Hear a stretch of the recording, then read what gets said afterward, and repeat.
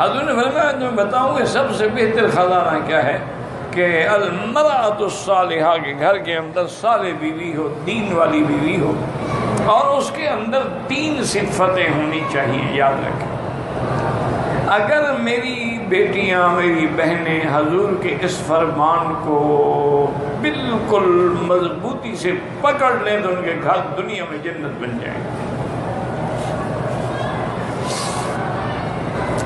حضور نے فرمایا کہ پہلی تو یہ ہے کہ جب خاوند آئے، اذا نظر، جب اپنی بیوی پہ نظر ڈالے تو خوش ہو جائے، کہ بیوی خوش ہو کے استقبال کرے، اس کے لیے تیاری کرے، لوگوں کے لیے میک اپ سنگار نہ کرے. ہمارے ہاں تو یہ رواج ہے نا کہ شادیوں پہ تو بنیں گے اور سنوریں گے اور جوڑے اور کپڑے اور زیور، لیکن اپنے گھر میں جب بھی ہوں گے تو ہر وقت جو ہے برے حال میں.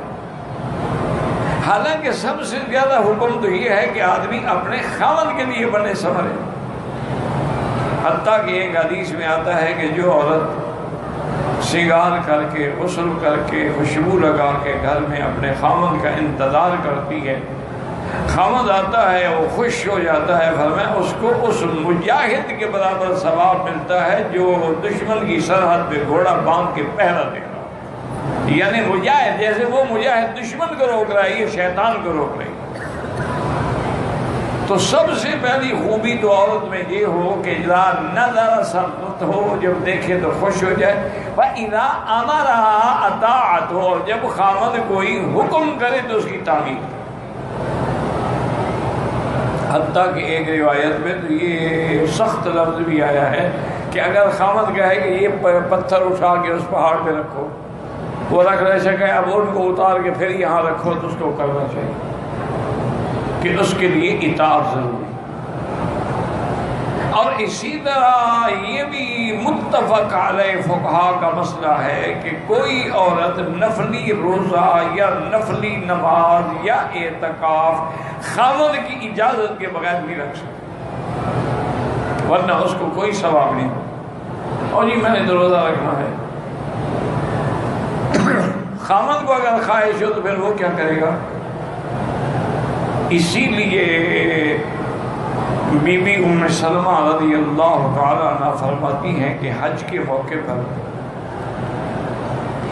جب عرفات سے ہم مزدلفہ پہنچے تو حضور پاک نے گھر والیوں کو حکم دے دیا کہ 12 بجے رات کے بعد آپ منا چلی جائیں، اور صبح ہی منا میں جا کے اپنی کلکری مار لیں، اس کے بعد آپ کی قربانی ہو جائے گی، پھر آپ احرام کھول لیں، پھر طواف زیارت ہوگا. تو بیوی سے فرماتی ہیں کہ ہم جلدی سے وہاں سے آئے، منا پہنچے، اس کے بعد اپنی رمی کی، قربانی کی، مکے میں آ کے طواف زیارت کر کے فارغ ہو گئے، تاکہ ہو سکتا ہے کہ حضور بلا لیں. کسی بیوی کو خیمے میں بھی بلا، بیوی ہے. تو اتنے بڑے حقوق ہیں خاوند کے. یہ بھی حضور نے فرمایا کہ اگر اللہ کے سوا کسی غیر کو سجدے کی اجازت ہوتی تو میں بیوی کو حکم دیتا کہ شوہر کا سجدہ کرے. اور یہ بھی حکم ہے کہ خاوند کی اجازت کے بغیر عورت اپنے گھر سے باہر نہیں جا سکتی. حتیٰ کہ فقہاء نے لکھا ہے اس کا کوئی بھائی، کوئی عزیز، کوئی باپ بھی فوت ہو جائے، جب تک اجازت رہے وہ گھر سے نہیں نکل سکتے.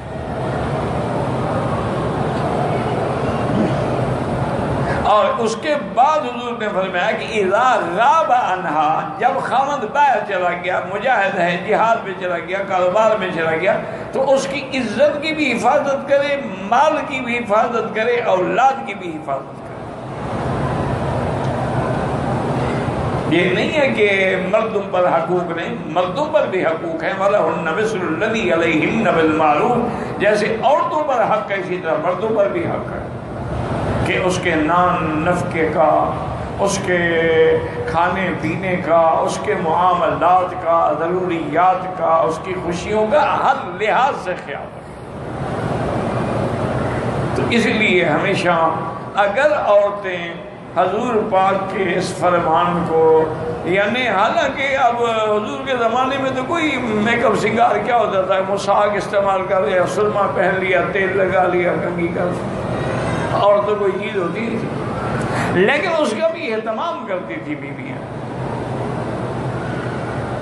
جس طرح ایک دن حضرت ابن عمر آئے حضرت ابن عباس کو ملنے کے لیے، کوئی مسئلہ پوچھنا تھا، تو رات کافی گزر چکی تھی، یعنی عشاء سے بعد متأخر وقت میں آئے تو دیکھا کہ حضرت ابن عباس غسل کر کے اچھے کپڑے پہن کے خوشبو لگا کے اور بالکل تیار کھڑے ہیں، تو حضرت سمجھے شاید حضرت سفر پہ جا رہے ہیں، باہر کہیں جا رہے ہیں۔ انہوں نے کہا حضرت خیریت؟ فرمایا نہیں، میں کہیں نہیں جا رہا، میں گھر جا رہا ہوں۔ میں جیسے چاہتا ہوں کہ مجھے بیوی سنوری ہوئی ملے، خوشبو والی ملے، بیوی بھی تو چاہتے ہیں کہ میرا خاوند ٹھیک حالت میں ہو۔ اگر اس کے کپڑوں سے بدبو آ رہی ہو تو بیوی کیا کرے؟ پھر تو نفرتیں پیدا ہوں گی۔ اسی طرح ایک بدویہ عورت تھی، بڑی سمجھدار تھی، اس نے جب اپنی بیٹی کی شادی کی تو اس نے بیٹی سے کہا کہ بیٹی میری بس صرف ایک نصیحت ہے کہ تیرے بدن سے، لباس سے، کیفیت سے تیرے خاوند کو کبھی کوئی بدبو محسوس نہ ہو، بس اس میں عمل کر لو گی تمہارا گھر آباد ہو جائے۔ اب ہمارے ہاں تو آپ نے دیکھا نا، دیہات میں حیض کے کپڑے پڑے ہوئے ہیں، کپڑے لٹکے ہوئے ہیں، بدبو آ رہی ہے۔ اچھا ایام حیض ہیں، ایام حیض ہے، جنابت کا غسل نہیں کر سکتی نا، ویسے صفائی کا غسل تو کر سکتی ہے، روزانہ چاہے کرنا چاہے، وہ تو منع نہیں ہوتا، وہ تو پاک تب ہوگی جب حیض گزر جائے گا۔ اور اس میں بھی اسلام نے کتنا سکھلایا ہے کہ ایک عورت کی مدت ہے 7 دن، 7 دن گزر گئے، یہ نہیں بس گزر گئے یہ ہاتھ لگا کے اجلی بلیڈنگ نہیں ہو، نہیں، حکم ہے کہ اندر کپاس رکھے، اور کپاس پہ کوئی اچھی سی خوشبو لگا کے رکھے کہ جیسے آدمی کو خوشبو پسند ہے اسی طرح عورت کے رحم کو بھی خوشبو پسند ہے۔ اور دوسرا اس خوشبو کا فائدہ یہ ہوتا ہے کہ اندر جو بدبو ہے، کریا ہے، وہ گندا خون گزرتا رہا ہے، وہ بھی صاف ہو جاتا ہے۔ حضور کی خدمت میں ایک عورت آئی، اس نے آ کے پوچھا کہ یا رسول اللہ میں اگر حیض سے پاک ہو جاؤں تو غسل کرنے کا طریقہ کیا ہے؟ حضور نے فرمایا بیٹی پہلے تو کپاس اندر رکھو، تسلی کرو بھی خون بند ہو گیا ہے۔ اچھا وہ بیچاری کو سیدھی سادھی عورت نے کہا رسول اللہ کپاس کیسے رکھے؟ بی بی عائشہ فرماتی ہے میں نے اس کو پکڑ کے کھینچا، اللہ کی بندی مجھ سے پوچھ لو، یہ باتیں حضور سے پوچھنے کی ہے؟ اور کہا اور کس سے پوچھے؟ یہ دین نہیں ہے؟ جب دین ہے تو دین میں حیا کس بات کا ہے؟ اللہ لا یستحی من الحق، اللہ حق بیان کرنے میں استحیا نہیں فرماتے، تو بندی کا کیا ہے؟ حضرت عبداللہ ابن عمر رضی اللہ عنہ کا واقعہ مبارک ہے کہ جب وہ مکے میں آئے حج کے دنوں میں، میاں بیوی دونوں اکٹھے تھے، طواف زیارت کیا، صفا مروہ دوڑے، احرام تو پہلے کھل چکا تھا۔ جب وہ واپس اپنے خیمے میں مینا میں پہنچے تو بیوی سے کہا کہ مجھے خواہش ہے، کہا اللہ کے بندے میرے تو بال نہیں کٹوائے۔ تو جب تک آدمی بال نہ کٹائے وہ تو احرام سے نکلتا نہیں، میں تیری خواہش کیسے پوری کروں؟ حضرت عبداللہ فرماتے ہیں میں نے کہا ادھر قریب ہوگی تو اس کے بال آخر میں میں نے دانتوں سے پکڑ کے کاٹ دی، میں نے کہا اب تو کٹ گئے، میں نے کہا ہاں تو کٹ گئے۔ وجہ کیا ہے کہ ان لوگوں کو حلال میں شرم نہیں تھا، ہمیں حرام میں شرم نہیں۔ اپنی بیوی ہمارے ساتھ حج میں ہو، ہم اس کو کہیں او مکے مدینے میں یہ کام تمہیں ہر وقت یہی خیال رہتا ہے؟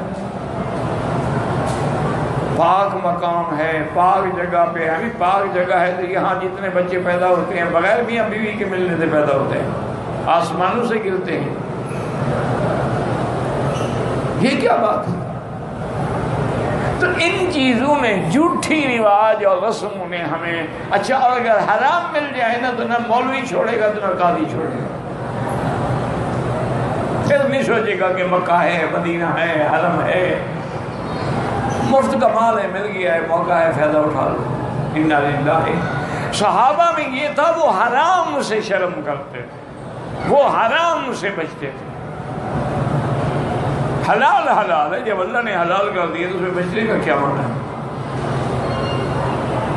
تو اس لیے ہمیشہ یاد رکھیں کہ سونا چاندی، اب دیکھیں اللہ نے مرد پہ حرام کر دیا لیکن عورت کے لیے حلال ہے۔ اللہ نے ریشم کا کپڑا مرد کے لیے حرام کر دیا لیکن عورت کے لیے حلال ہے۔ عورت جتنے چاہے زیور بنا سکتے ہیں، شرط یہ ہے کہ وہ زکوٰۃ دے۔ اور امام احمد بن حنبل رحمۃ اللہ علیہ فرماتی ہیں کہ جو عورت زیور پہنتی ہے اس پہ زکوٰۃ نہیں ہے، جو رکھے ہوئے ہیں یا بیچنے کے لیے ہیں یا دکھ سکھ میں کام، ان پر زکوٰۃ۔ امام صاحب فرماتے ہیں کہ نہیں، چاہے پہنتی ہے، روز پہنے یا شادی پہ پہنے، اس کی زکوٰۃ دینی ہے، کیونکہ اصل کن تو قرآن نے کہا ہی سونے چاندی کو ہے۔ تو اس لیے ان چیزوں پر اگر ہم عمل